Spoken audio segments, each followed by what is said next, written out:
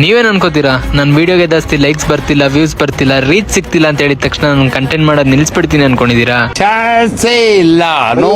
ಗುರು, ನನಗೆ ಅಂತ ಒಂದು 4 ಜನ ಫ್ರೆಂಡ್ಸ್ ಇದಾರೆ ಗುರು.